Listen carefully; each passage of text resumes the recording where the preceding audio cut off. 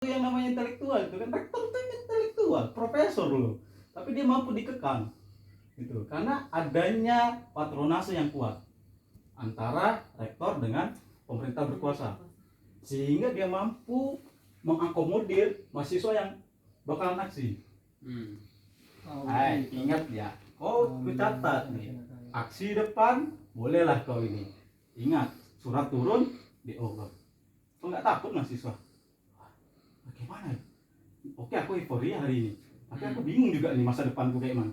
Itulah dilema gerakan mahasiswa hari ini ya, karena bentuk pengekangan dari perguruan tinggi sangat kuat terhadap mahasiswa yang akan melakukan gerakan. Kenapa takut mahasiswanya?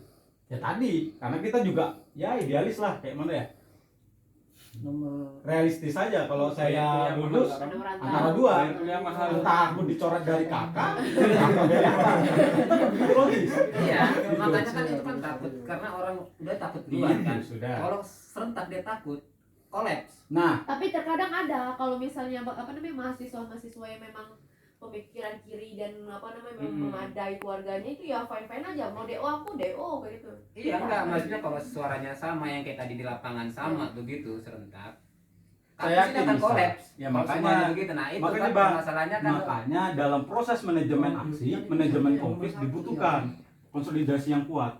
Satu suara. Konkret. Saya mohon maaf Gini, beda alurnya. Ini memang gini ya, jadi memang dalam sebuah gerakan itu pasti dicatat oleh sejarah.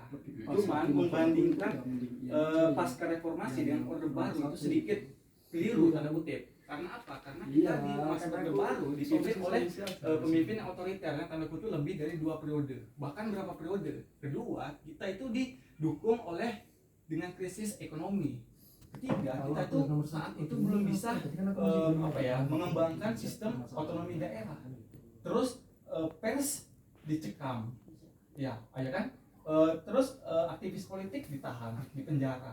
Makanya mereka bersuara dari seluruh kawasan Indonesia. Ya gitu, mereka berangkat dari keresahan apa? Karena berapa syarat tadi yang aku sebutkan itu menjadi keresahan mereka, krisis ekonomi, otoriter, pers ditahan, ada bahan lah, aktivis politik di penjara, apalah yang mereka dukung, nggak ada kan, makanya mereka bersuara dari berbagai tanah air kita tadi itu. Tapi kalau memasukkan dalam case sekarang itu sedikit berbeda, karena kan Pak Jokowi ini kan baru menjalankan proses 2 periodenya, gitu menurutku. Tapi kan saat dulu itu krisis itu sudah berjalan. Nah, apa bedanya dengan SBY? Kalau kita bicara tentang Jokowi 2 periode, apa bedanya dengan SBY? Naik sedikit, langsung BEM seluruh Indonesia mampu menggerakkan mahasiswa pada waktu itu. Bagaimana jahit mulut pada waktu itu kalau kita ingat, di depan kantor kepresidenan sampai dia nggak makan berhari-hari, luar biasa itu pada zaman SBY. Apa karena pada waktu itu memang kelompok militer nggak kuat, SBY lebih dekat dengan masyarakat, atau gimana? Atau sekarang Pak Jokowi lebih dekat dengan pihak-pihak militer sehingga masyarakat takut untuk menyuarakan itu, atau justru masyarakat sudah di-backing semua, BEM sudah di-backing semua, atau seperti itu? Kalau di sisi lain kan memang kita dalam manajemen konflik atau manajemen gerakan memang seperti itu. Nah, saya kan tadi beda nih, Bang Herdi bicara tentang orde baru, reformasi. Saya kan coba membuat analogi seperti itu. Terus Bang Herdi mengatakan beda, jangan samakan orde baru dengan reformasi. Sekarang pertanyaannya adalah apa beda? SBY hidup di zaman reformasi, tapi bagaimana euforia gerakan pada masa SBY itu luar biasa. Saya jujur, saya merasakan sekali bagaimana pada waktu itu euforia naik 0, berapa rupiah itu langsung bergerak. BEM FISIP itu langsung bergerak, BEM Unmul langsung bergerak. Kami BEM Unmul itu dapat callingan dari pusat itu, BEM seluruh Indonesia itu. Pada waktu itu ada senior saya, itu langsung cepat bergerak. Bayangkan, kenapa hari ini BEM pun tidak bergerak? Apa karena sudah diundang? Nah, kalau itu kan kita nggak tahu dari dalam internal BEM. Artinya intelektual sudah di-backing. Iya, itu bisa jadi seperti itu. Cuma kan di sisi lain kita tidak bisa menyamakan orde baru dengan pasca reformasi, karena kita tadi didukung oleh beberapa data dari tadi itu maksudnya itu seperti anjloknya ekonomi kita, seperti itu kan sama sekali kita tuh mencekam, sama saja kita itu hidup di negara otoriter. Nah itu keresahan mereka berangkat dari situ. Kalau di eranya SBY pasca reformasi itu nggak seluruh Indonesia bergerak kok kayak gitu. Jadi bedanya tuh apa ya? Sudah ada terjadi perkembangan politik, masa transisi politik itu udah bagus. Ya, Cuman karena bagaimana sebagian mereka orang dari menyuarakan, 98 udah masuk juga ke sana gitu Ya, sekarang pemerintahan. tapi bagaimana mereka itu saya menyuarakannya maksud secara apa ya, secara terstruktur sesuai dengan tupoksi mereka seperti apa kayak gitu. Dan di masa SBY nggak ada kerusakan yang parah menurutku. Malah kerusakan yang parah tuh pada saat penurunan Presiden Soeharto kayak gitu. Tapi kalau untuk manajemen konflik ya itu sah-sah aja sih. Memang di negara manapun pasti ada sistem feodal. Nggak ada yang menerapkan nggak ada sistem feodal. Iya, Cuma kan kita kan sebagai manusia kan berhak ya berekspresi, berpikir secara pandangan politik kita. Kita dari kecil ditanamkan ideologi kita, bagaimana kita melihat keyakinan kita, bagaimana kita melihat pandangan terhadap dunia seperti apa. Itu kan kita harus apa ya, berkembang. Kita kan punya penilaian sendiri terhadap kehidupan kayak gitu kan. Setiap gerakan beda-beda sih. Pas tadi juga saya sampaikan Setiap ditanya gerakan juga nggak belum hukum dari gerakan apa sebelumnya. wawancara riset tadi ditanya kan apa tantangan pemuda hari ini. Saya sampaikan kelemahan civil society yang tadi ya hampir sama sih yang disampaikan oleh Bang Yuda karena diilhami oleh omongan-omongan Kak Yuda itu. Jadi banyak orang yang mengatakan hampir sama sih persepsi teman-teman yang tadi diskusi tentang Banyak aktivis yang belum move on. Jadi masih ikut sumbangsi. Tapi itu nggak tanpa disadari memang kayak gitu. sekarang itu ada istilah ini loh, kanda dinda, jadinya siap kanda. Mau balik Nah itu yang menjadi kesalahan sebenarnya kalau kayak gitu. Iya. Itu yang menjadi kesalahan senior, ya itu mungkin yang dimaksud Herdin seperti itu bentuk feudalisme. Saya sepakat bahwa senioritas dalam sebuah organisasi yang terlalu mengagungkan senior itu juga hal yang salah bagi saya. Tapi dalam suatu gerakan saya rasa tapi itu kan budaya. nah itu yang menjadi masalah sebenarnya Bang. Itu yang menjadi masalah kenapa hari ini juga menjadi gerakan itu semakin tidak ini karena masih ada Itu senior dan ini. sebetulnya tercipta setelah kita dijajah. Kita Iya. kan masih terbawa budaya dari kebarat-baratan. Iya, sistem kolonial. Jadi sistem kolonial itu masih kental di kehidupan Sistem kita kolonial 100 tahun bangsa. lebih. Sistem kita pun sistem kolonial Nah, sebenarnya. Kalau kita mau hari ini demokrasi kita jalankan sistem kolonial. Ini Demokrasi ahli kolonial. hukum yang tahu kitab sucinya Indonesia, pripun ini. Negara kita ini kok Hukum secara kita hukum ya, kok hukum ya, kolonial. kolonial. Iya. Saya pelajari itu. hukum perdata itu masih Kolonial banget itu. Saya pernah buka hukum perdata, hukum pidana. Hampir semuanya berasal dari kolonialisme. Bagaimana sistemnya menganut sistem Belanda yang diterapkan pada waktu itu. Hari ini ya tidak bisa dipungkiri bahwa misal kalau kita pernah baca, saya pernah nonton film bagaimana masyarakat pada waktu itu bentuk korupsinya itu melalui makanan. Jadi masyarakat itu, rakyat jelata itu untuk menganut supaya dia dapat jatah makanan dia korupsi, dia spending, dia bagi. Itu juga bagian budaya pada waktu itu, sehingga itu bisa jadi penerapan pada masa kini itu bentuk dari korupsi yang nggak apa-apa lah, yang penting saling terima, saling ini, padahal itu ada bentuk korupsi yang paling kecil misalnya. Kan dulu kayak gitu. Kalau saya baca nonton filmnya itu, dia bagi makanan, bla bla bla bla bla bla. Makasih ya, ya udah saling terima, saling ini, sama-sama enak wes gitu. Tapi hari ini budaya yang sama-sama enak, walaupun sedikit, malah lebih banyak misalnya, itu ada bentuk yang korupsi. Kalau Gitu. kita lebih mengagungkan orang-orang hukum, sorry ya, aku masih kurang sepakat. Karena memang sebelum terjadinya hukum, pasti ada keputusan politik, pasti ada perubahan politik di dalam dinamika bernegara. Itu jelas. Itu kan produk dari negara. Hukum Contohnya itu itu hasil politik. produk Ekonomi. politik. Jadi Oh, nggak bisa kita bilang politik angin aja Bu- yo. bu- Iya. Itu tapi di sini satu sisi kan aku pernah bilang kalau kita membuat suatu keputusan jangan berdasarkan keputusan politik, tapi keputusan politik yang mempunyai mempunyai landasannya apa? Landasannya angka. Makanya kita perlu terjun ke lapangan untuk mengetahui bagaimana keadaan di lapangan. Itu bisa menjadi sebuah legalitas, bisa menjadi sebuah kebijakan kayak gitu. Kalau berdasarkan keputusan politik ya betul yang dibilang Yuda, patriotik lain itu masih mengagung-agungkan di dalam istana, itu sulitnya kayak gitu. Jadi kita ya serba salah hidup mati kan gitu. Enggak, jangan ke sini. Malah revolusi butuh waktu 15 tahun.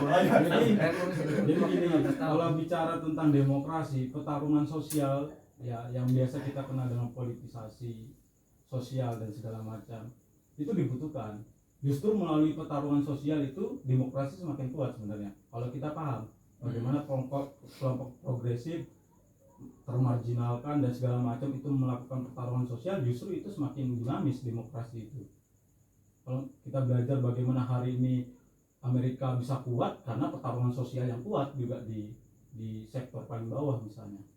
Terus di Chili kenapa bisa kuat juga, ya bisa jadi karena pertarungan sosialnya. Jadi itu hal yang wajar dalam sistem demokrasi kayak gitu. Kenapa? Pertarungan sosial itu dibutuhkan. Tapi bagaimana pertarungan sosial itu justru menumbuhkan namanya inklusi sosial dalam bagaimana untuk menciptakan model sosial atau sosial kapital, sehingga menjadikan itu sebuah gerakan social movement tadi itu memang berasal dari apa yang disepakati oleh pertarungan tadi. Misalnya saya dengan Bang Roni, kelompok Bang Roni melakukan pertarungan sosial. Oh, saya ini punya argumen sendiri, Bang Roni punya argumen sendiri. Tapi bagaimana dengan argumen yang kita bawa masing-masing itu menjadi sebuah solusi alternatif bagi demokrasi masa datang. Tapi yang menariknya adalah bagaimana hari ini kita berargumen, kelompok Bang Roni itu menjadi perpecahan kayak gitu. Karena apa? Misalnya saya punya kepentingan yang kuat, ya saya kokoh. Egosentrisme dalam masyarakat sipil itu masih terjadi. Itu yang menjadi masalah. Tapi bagaimana dengan sebuah argumen yang saya bawa, Bang Roni bawa, itu menjadi hal alternatif, solusi alternatif demokrasi masa datang. Misal, hari ini kalau kita bicara tentang bagaimana Sumpah Pemuda terbentuk, ya kan? Kalau kita mau bicara tentang egosentrisme dalam sebuah budaya, saya yakin Sumpah Pemuda nggak akan terbentuk. Saya yakin itu. Ngomonglah. Bisa terjadinya itu gimana? Maksudnya dulu kan bisa terjadi. Pertama, dan sekarang kenapa nggak bisa diterapin? Pertama, kita perlu pahami bagaimana konsep negara itu hadir. Negara itu bisa berkonsep dari dia berasal dari bangsa menjadi negara atau negara dari negara. Nah, kita hadir karena ada dari bangsa ke negara. Kita bangsa dulu. Setiap daerah punya bangsa. Bangsa Jawa, bangsa Dayak, bangsa lain-lain. Soekarno berpikir bagaimana dengan kita berdiri dari suatu bangsa menjadi suatu negara, kita butuh satu kesatuan melalui mengajak pemuda-pemuda dari seluruh Indonesia untuk melakukan konsolidasi bagaimana pergerakan untuk membentuk suatu negara itu seperti apa, dengan satu rasa, satu bahwa kita melawan imperialisme, melawan kolonialisme. Boleh itu saya pernah baca, ada 6 saya di rumah itu buku sampai ke 6, 1, 2, 3, 6 bagaimana perjalanan Soekarno itu membentuk. Walaupun hari ini Soekarno, kalau kita bicara Soekarno muda dengan Soekarno tua juga cukup berbeda jauh, tapi artinya sebelum itu bagaimana pemuda-pemuda yakin kita satu suara nih menghilangkan imperialisme, menghilangkan penjajahan melalui satu founding father. Siapa dia? Soekarno. Tapi kalau memang Soekarno berpikiran seperti itu, kenapa Bung Hatta sampai di depan? Itu kan pertanyaan yang Nah, ini Setelah dia jadi otoriter. nah Kita kan baru mau ada aku apa? jawab itu Kepentingan sudah politik terjawab. dalamnya. Bang Roni sudah menjawab itu Kak Edwin. Jadi ya tadi kalau kita perjalanan Soekarno muda dengan Soekarno tua, kalau Bang Edwin pernah membuka buku itu sangat berbeda jauh dengan apa yang dikatakan pada waktu itu. Kayak gitu. Saya yakin gitu kan, Adi. Nah, rasa sakit yang sama atas penjajahan membuat seluruh pemuda yang mengatasnamakan bangsa itu mendeklarasi bagaimana dengan 2 poin tadi dalam Sumpah Enggak, Pemuda. kalau untuk sekarang aja fenomena sekarang, kalau yang Soekarno saya juga nggak terlalu ini masuk Soekarno ya istrinya. Jangan aku terus ngomong lah. Yang lain ngomong lah. Asing Bang sebagai itu penanggap kan. Untuk sekarang gitu. Jadi kan banyak pelajaran nggak jarang lah baca buku. Maksudnya lebih metode yang dibaca misalnya Bang Yuda untuk diterapkan sekarang itu gimana gitu. misalnya kayak baca tentang pemuda Hmm. nah, apa namanya Sumpah Pemuda terus Soekarno dia kan punya teori-teori gitu kan Iya, saya yang sepakat. diterapkan dengan Iya. situasi pada saat itu. Benar. Nah sekarang wilayahnya kan senyap Benar. posisinya. Benar. Nah itu caranya itu idealnya Bang Yuda itu kayak gimana? Tawaran konsep itu kayak gimana? Dan geraknya itu melalui apa? Gimana caranya? Seharusnya kasih kisi-kisi ya. Oh harusnya kayak begini loh mahasiswa. Ini loh. Ada namanya. Sani ngomong. Ada Silakan, namanya Sani. itu digital social movement di zaman sekarang itu. Jadi gerakan digital social movement itu melalui media massa. Semuanya itu tersaring di media sosial sebelum ada undang-undang apa IT. IT itu. Sebelum ada undang-undang IT itu gerakan pun bebas di media sosial. Itu pun bakal disaring lagi kan, kayak ada petisi-petisi online kayak Change ID. Iya. seperti Itu bentuk perlawanan. Kayak gitu bentuk perlawanan. Perlawanan itu Tapi alternatif cukup kuat nggak perlawanan. itu? Hah? Cukup Change ID. kuat nggak? Jadi gini, Nah. Bang Roni, Iya. saya menanggapi ya. Saya sepakat dengan Mbak Sani ya. Karena kalau bicara demokrasi hari ini dengan bentuk pengkangan melalui kebijakan UU ITE, alternatif perlawanan demokrasi yaitu melalui digital. Iya. Kenapa? Karena hanya itu alternatif yang bisa mencakup seluruh aspek publik. Media sosial hari ini siapa yang nggak punya HP misalnya? Anak kecil pun megang HP, Gubi aja punya HP. Karda nggak punya karda. Gitu. Tapi kan Melalui iya, kita dulu. Hmm. Jadi petisi itu ada bentuk perlawanan digital. Gitu. Saya sepakat dengan Sani. Gitu. Itu bentuk petisi karena di tengah situasi yang hari ini tidak kondusif. Pasti Kak Roni bilang, ada nggak di petisi online itu yang terwujud dari kebijakan? Tidak semua tuntutan itu bakal rilis kebijakan. Benar. Tapi misalnya kalau kita lihat dari gerakan sosial di daerah, kayak misalnya tambang ataupun dulu itu di Toba itu kalau nggak salah PT apa gitu, itu bisa kebijakan. Kaltim berhasil. Ya. Kaltim juga berhasil. Ada Kalau beberapa tidak, melalui donasi persoalan di- tambang itu juga. pada waktu itu. Di Makassar Petisi. itu juga ada.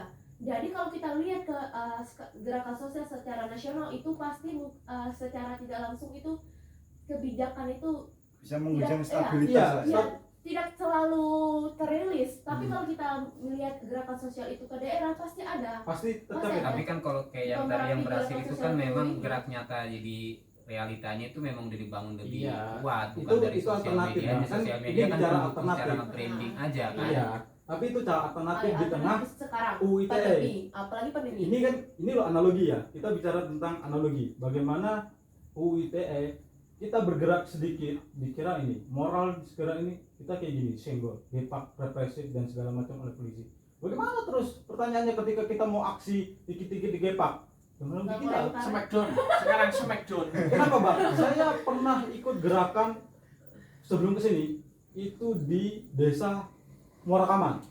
Pada waktu itu masyarakat menyuarakan tanahnya longsor akibat bagaimana ternyata di bawah itu tambang.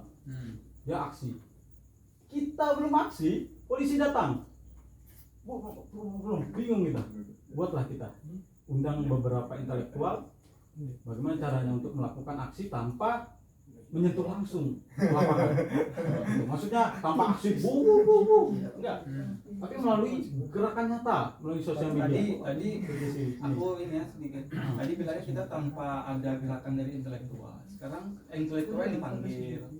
Karena aku udah bilang intelektual itu dibutuhkan dalam manajemen eksekutif. Saya nggak